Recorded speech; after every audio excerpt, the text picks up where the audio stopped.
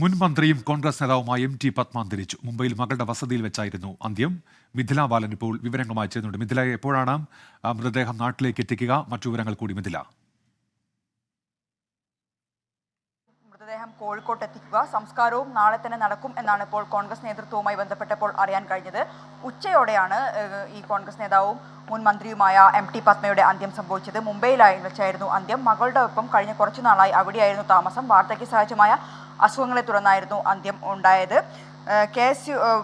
രാഷ്ട്രീയ കാര്യം എടുക്കുകയാണെങ്കിൽ തന്നെ KSU പ്രസ്ഥാനത്തിലൂടെയായിരുന്നു രാഷ്ട്രീയ രംഗത്തെത്തിയത്. പിന്നീട് വിവിധങ്ങളായ ചെറിയൊരു സാങ്കേതിക പ്രശ്നമുണ്ട് ആ ശബ്ദത്തിൽ. അത് പരിഹരിക്കാൻ വളരെ വേഗം. മുൻമന്ത്രി എം.ടി.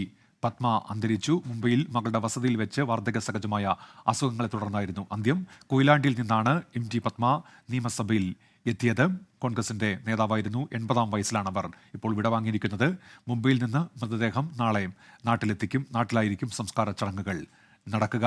ഇതിനോടകം തന്നെ കോൺഗ്രസ് നേതാക്കളും മുഖ്യമന്ത്രിയും ഉൾപ്പെടെ അനുശോചനം അറിയിച്ചിട്ടുണ്ട്. മുതിർന്ന കോൺഗ്രസ് നേതാവ് മിഥില ബാലൻ തുടരുന്നുണ്ട്. മിഥില, പറഞ്ഞോളൂ. ഉന്മേഷൻ നേരത്തെ സൂചിപ്പിച്ചതുപോലെ തന്നെ ഉച്ചയോടെയായിരുന്നു എം.ടി. പത്മയുടെ അന്ത്യം സംഭവിച്ചത്. മുംബൈയിൽ മകളുടെ വസതിയിൽ വെച്ചായിരുന്നു ഇത്. കഴിഞ്ഞ കുറച്ചു നാളായി മുംബൈയിലാണ് എം.ടി. പത്മ താമസിച്ചുകൊണ്ടിരുന്നത്.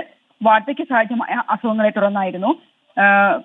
എം.ടി. പത്മയുടെ ഒരു രാഷ്ട്രീയം എടുക്കുകയാണെങ്കിൽ കൊയിലാണ്ടി നിയമസഭാ മണ്ഡലത്തെ പ്രതിനിധീകരിച്ചാണ് എം.ടി. പത്മ നിയമസഭയിൽ എത്തിയിട്ടുണ്ടായിരുന്നത്. 1982 ആദ്യമായി മത്സരിച്ചിട്ടുണ്ടായിരുന്നത്.